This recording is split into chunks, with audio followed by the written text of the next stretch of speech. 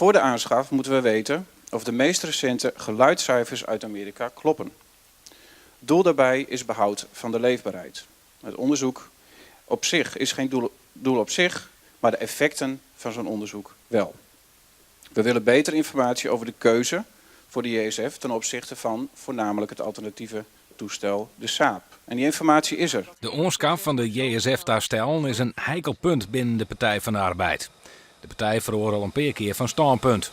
De Tweede Kamerfractie maakt juist duidelijk dat ze het kabinetstandpunt van de aanschaf van zo'n 30 toestellen voorlopig net stiepje kennen. Bij twijfel geen groen licht, zei Samson. Als er een goede reden is om nog even te wachten, dan zou dat kunnen. Kijk, een reden is, ik wil overtuigd worden van het feit dat je met 37 toestellen ook daadwerkelijk die missies in het buitenland kunt uitvoeren. Ik ga ervan uit dat het kabinet dat snel kan doen.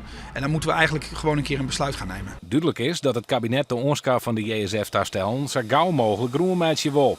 Maar de Partij van de Arbeid-fractie liet hem net opjijen. Het is niet de aanschaf van een nieuwe auto, het is iets ingewikkelder. Dus pas in 2015 wordt er besteld. Dan wordt er natuurlijk gekeken, is dat vliegtuig inmiddels nog te betalen? Kan het wat het ons beloofd had? Maakt het niet al te veel geluid? Dus dat soort randvoorwaarden die zijn eigenlijk vanzelfsprekend en worden dan bekeken. Als die daar niet aan voldaan wordt, ja, dan gaat het gewoon niet door.